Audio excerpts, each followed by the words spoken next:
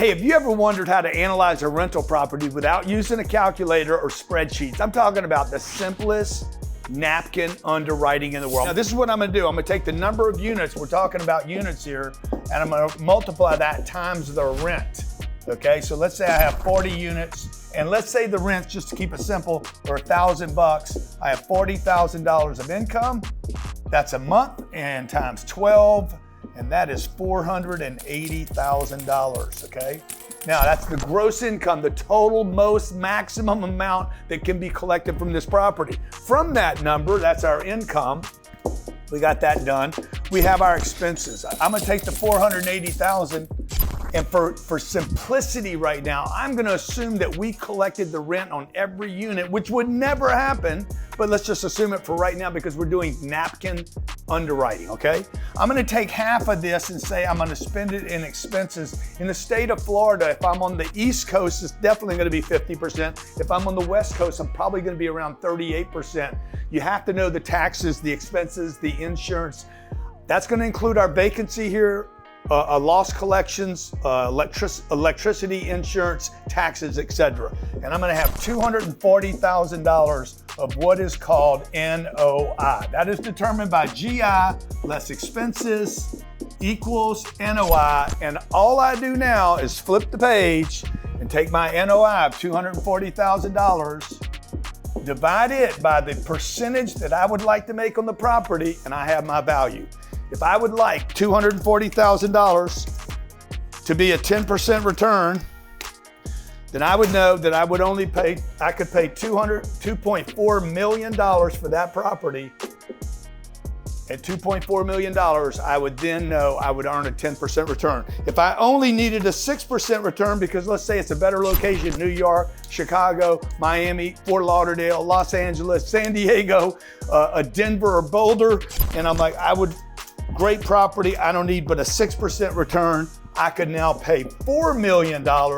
And the way you figure that, this is called cap rate. You basically just divide by the 6, the 8, the 10, the 4, the 3, whatever the cap rate is. Cap rate is basically the percentage you would want to receive on the property if you paid cash. Now, the last thing I'm gonna show you how to do here, and very important, once you've done your napkin underwriting the way we do and we teach our students to do, very simple, okay? Just keep it very simple. Why? Because I want to be able to get on the phone with a broker.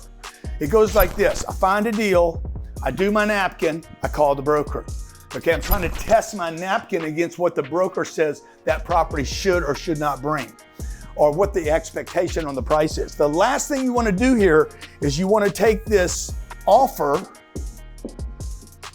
Remember, we came between 2.4 million if it's a 10 cap, and we did $4 million if it's a 6 cap. I'm gonna have a spread, so I know somewhere between 2.4 and $4 million is gonna be what's expected by the seller and anticipated by the buyers. I won't be the only buyer, hopefully, okay?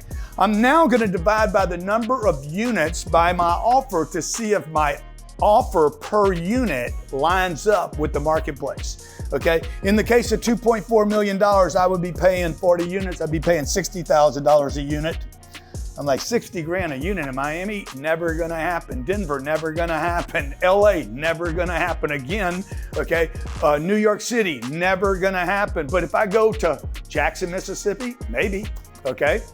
Maybe Jackson, Mississippi, I could find some old rural community, they don't have a bunch of jobs. Maybe I could, maybe it makes sense. I'm using this as a check, as a metric, to figure out, hey, what's right? What should be in that ballpark? What's reasonable for me to make an offer to this seller? Okay, because I don't want to offend them. I want to get a conversation going. I'm going to show you in another video the exact steps, by the way, the sequence in which I make offers. I find a deal, I underwrite it this fast. I'm telling you, in under 60 seconds, I'll know somewhere between 2.4 and $4 million is what somebody's going to offer on this property. And then I'm going to get on the phone with the broker and try to sell him on selling the property to me and find out whether I have a real buyer or not.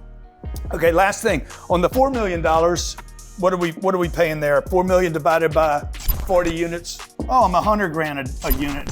I'm like, dude, that still seems pretty cheap for Miami, Fort Lauderdale, Boulder, Colorado, Los Angeles, almost every market in the country, 100 grand a door.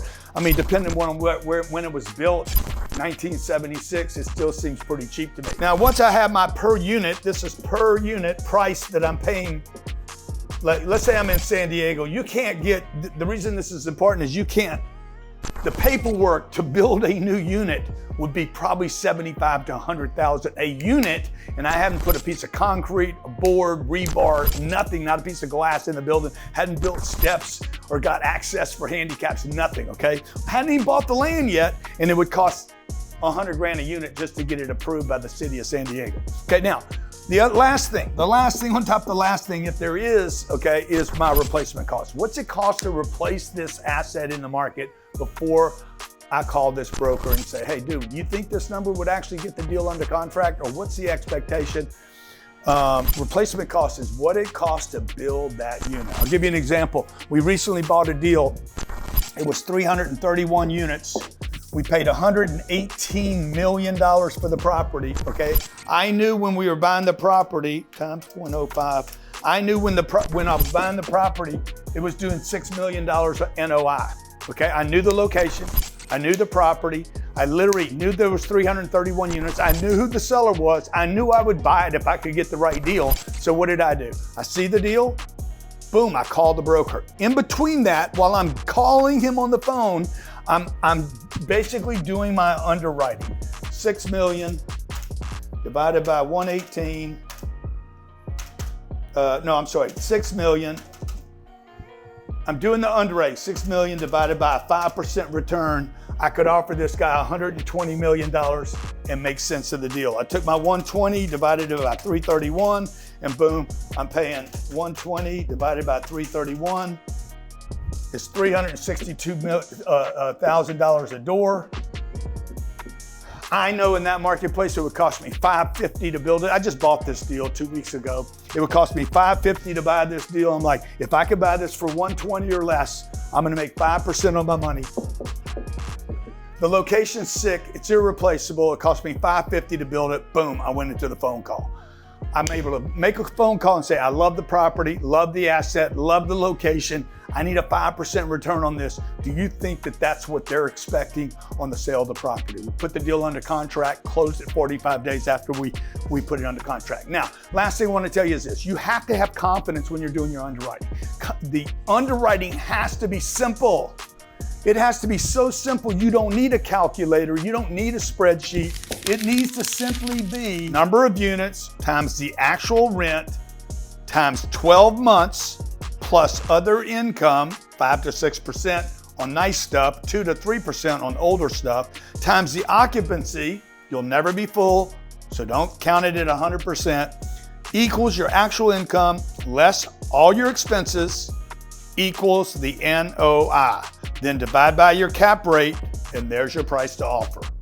Once you have a price to offer, divide by the number of units and check your unit price against replacement cost. Keep it simple, look at a lot of properties, make a lot of offers, and talk to a lot of brokers. Hope you enjoyed this. If you want more content like this, make sure you subscribe to the channel and your notifications are turned on.